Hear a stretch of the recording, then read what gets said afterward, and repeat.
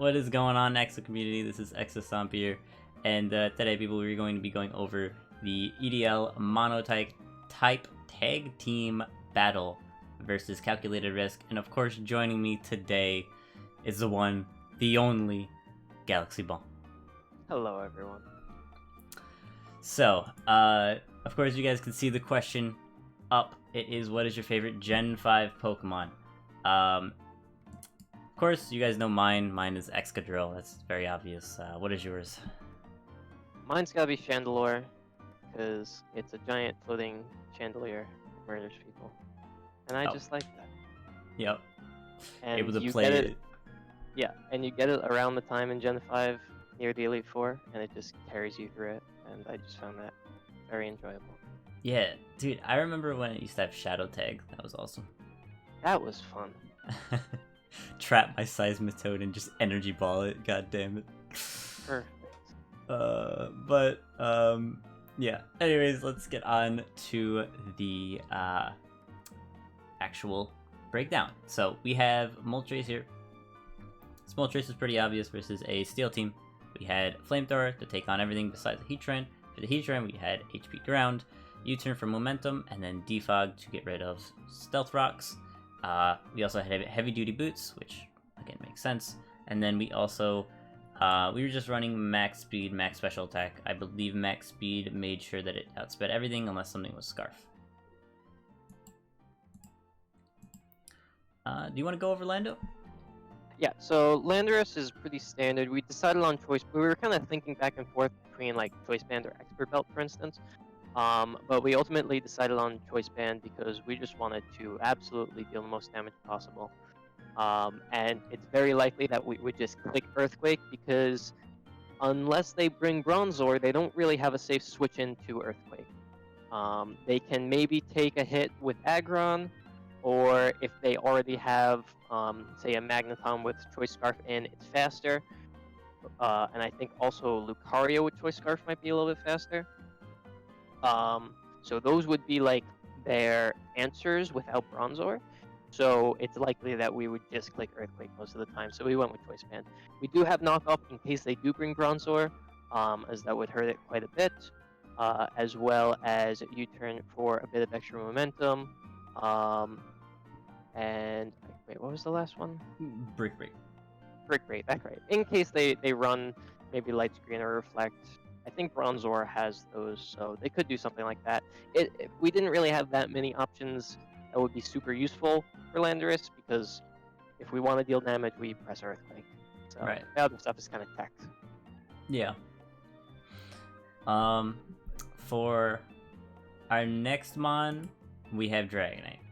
Dragonite, we calc this, and it's pretty cool. If the Magneton was running Scarf, which makes sense versus our team since it's very fast, Yachi Berry Multiscale, basically HP Ice from Magneton would be doing like 19 to 23%, which means it's not going to be doing much at all. You guys will see though, crits are scary, so you guys will see though. But with Earthquake, Fire Punch, Dragon Dance, and Power Punch, this thing just breaks everything. The 80 speed is good because at +1 we are able to outspeed everything except for a Scarf Magneton at max speed.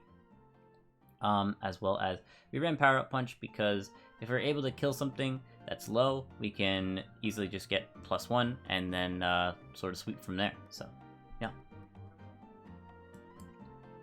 We have Thundurus here with Yachi Berry as well. This was basically our Magneton switch-in, because if it HP Ices, Thundurus can take it, and Volt Absorb, of course, Thundurus can take it. We have Defog on Thundurus as well, just in case Moltres goes down. We had Volt Switch for Momentum, Dark Pulse for like the Bronzor or Metagross, and then Focus Blast for everything else. Max HP, enough speed to outspeed everything, and then the rest in Special Attack. And now Skarmory, you should go over Skarmory. Skarmory is fairly standard. We have Spikes, which some might seem interesting because we have such a weakness to Stealth Rock, but with our current setup, it's actually not too hard to play around Stealth Rock, especially with Moltres' Heavy Duty Boots. So if we could set up a couple spikes and get that chip damage in, it can actually help us out a lot, especially against something like Aggron, as we can't one-shot it with Landorus's Earthquake. Um, then we also, of course, have Taunt and Roost in case, say, they bring out something like Stack Attack against us. We can taunt it so it can't do too much if it does, say, Trick Room, or so it can't Trick Room afterwards again. Roost the stall, and then Whirlwind in case, because they don't have that many answers to take down Skarmory, namely it would be Magneton and Heatran. If we predict that and Whirlwind them, then because of the spikes, we can actually start racking up quite a bit of damage and stall off for a decent amount of turns. So Skarmory, I think, is very valuable in this matchup. Yeah, definitely. Yeah, I know you were opposed of not having an attack on Skarmory, but I think it worked out very well. Yeah, because kind of thinking back, like, there wouldn't be any good times to actually just use an attack, especially, like, it wouldn't do that much. Honestly, whirlwinding them into spikes would do more. So yeah, or roosting just to recover. So. Yeah. Yeah. Okay. Cool. And of course, we ran Shud Shell for the Magneton with Magnapole. Yeah. So, Aerodactyl. Aerodactyl is... Okay, so we ran enough speed, again, to outspeed everything. We ran an Adamant max attack Aerodactyl, and then the rest in HP. Very little bit, but that's okay. With Earthquake, Fire Fang, Pursuit, and Protect. The Earthquake, of course, was to hit everything, as well as Fire Fang.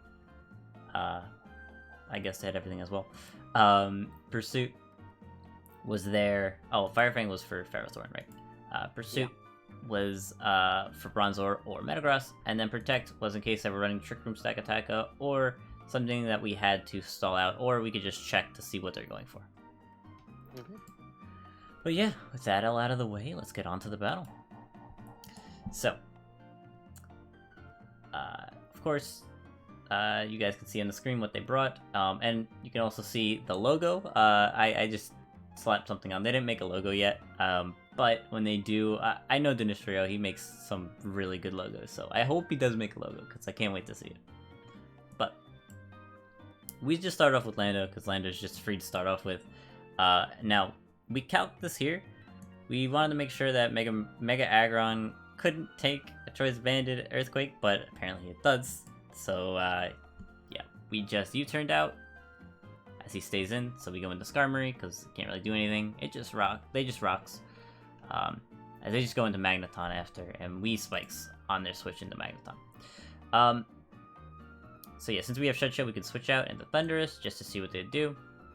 And they go to they do HP Ice. Now, I don't know if we should have predicted that they weren't Magnet Pull or not, because if...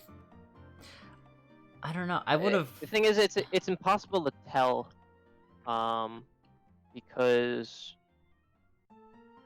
since we do run Shed Shell, we have the option to switch out at all times. If we didn't have the Shed Shell, it would have let us know if we could switch out or not, I think. So it's kind of weird, because with Shed Shell, we don't know. But at this point, we should have known if they were running Magnet Pull or not, because they wouldn't Hidden Power Ice, I don't think, if they had Magnet Pull. Maybe they would just Thunderbolt. Yeah, I think unless they were to predict us to run Shed Shell, which I'm not really sure. The thing is, this early in the game, predictions shouldn't be a thing. Like, if it's turn 2, and I was in their position, I would have just Thunderbolted, because if they were running Magnet Pull, because why would you predict us to have Shed Shell and then us to go into Thunders? It would just make more sense to do that play. But play it safe, yeah. But apparently they said right after the battle that they should have ran Magnet Pull. So maybe I don't think we realized through that when we were actually playing the game. That they weren't running it. But... Yeah, because it just makes sense to run it. I guess they may have been running Analytic, actually. Because Scar... Oh, yeah, it's interesting. They might not have thought Skarmory would be that significant. So... Maybe. But yeah, we just switch into Thundurus, because that's our switch in, and now we just go into Moltres, as they stay in HP Ice again, which confirms that they are Scarf. So they have to switch into Heatran here as we U-turn and break their balloon, which stinks for them because now we can just freely go into Landorus and take them on. Yeah, because now they have to take something, which I believe they're going to just kind of sack Ferrothorn here. Yeah, and that which is nice. That calc means it's special defensive, which is weird to bring versus a Lando, but you know, whatever. They might have spec'd it specifically for like Moltres, I suppose. See, but I calced before just in case it was gonna be special defensive, and Flamethrower should have killed either way. I don't know. It's weird, but nonetheless, Mega Aggron comes in, and of course, it does like 50%, even if it's banded Blender. So, we were what am I saying? We were fearing the Ice Punch, so we switched out into Skarmory. As Avalanche comes out. I didn't know it had Avalanche.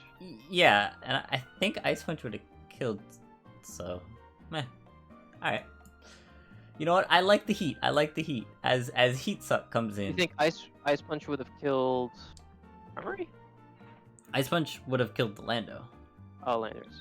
Yeah, because Avalanche would have also killed Landorus, I think. Yes, if we attack, that 100%. But right. I guess if they don't have any attack investment, I guess that would make sense.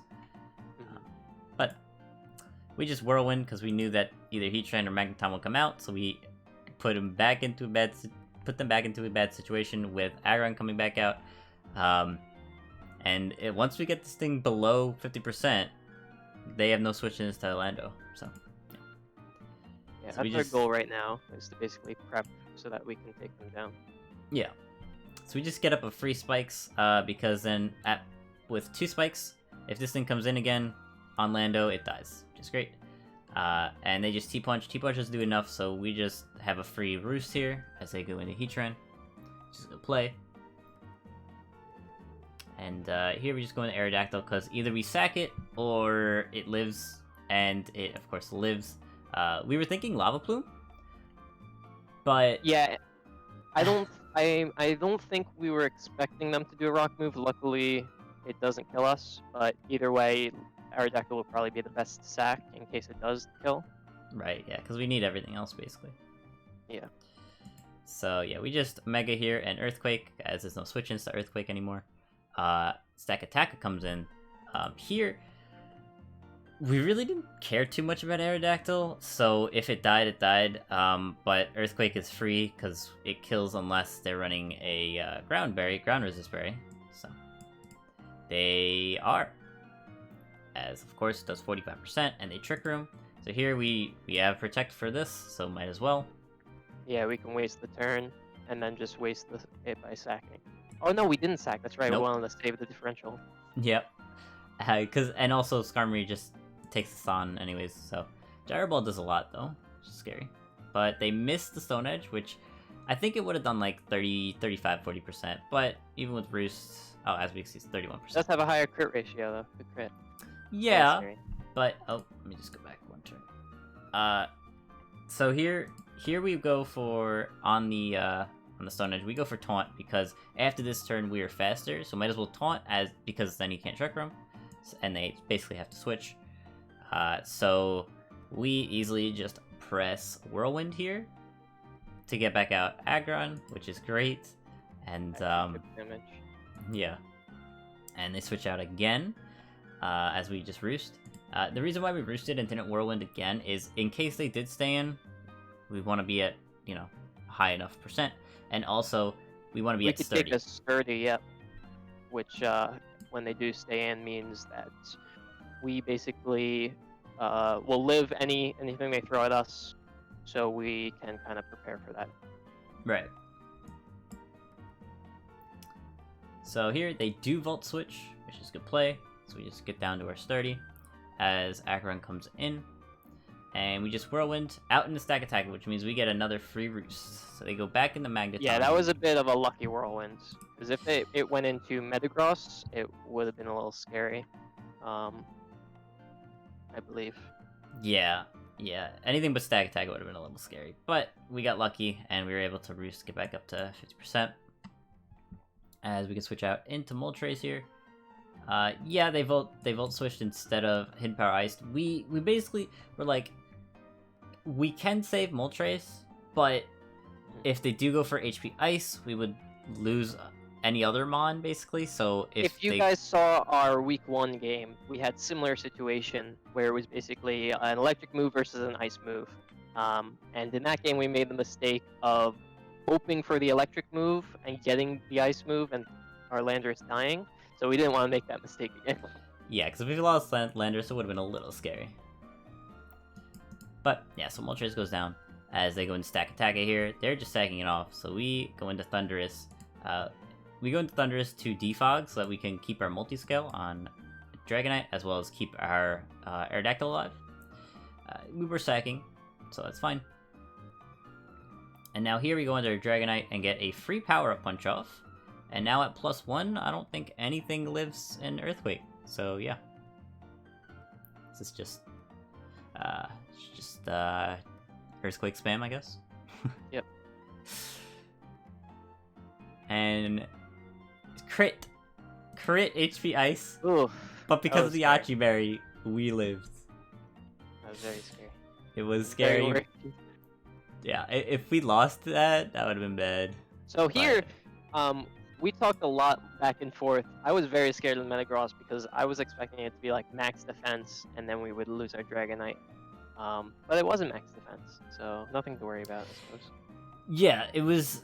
They were gonna live if they were max defense Metagross, but I didn't see that being a possibility. I was thinking maybe Bullet Punch to kill our Dragonite, and then maybe trying to set up with Agility or something to sweep. I don't know, but nonetheless, we got a 4-0 victory, which is not bad for us. We're now at a Put us +1 back at a positive differential, yeah.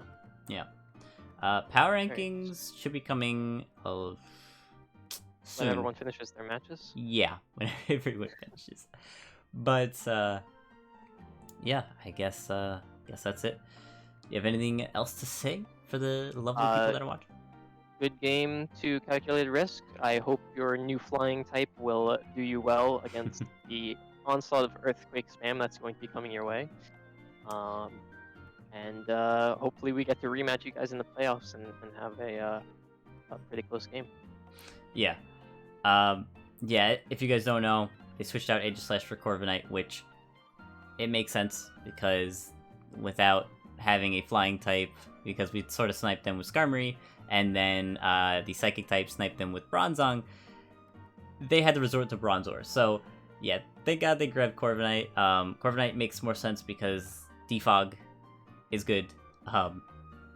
Celsius doesn't have Defog yet. I don't know if it's getting it, but yeah, I guess that's it. So I'll see you all next time. Peace.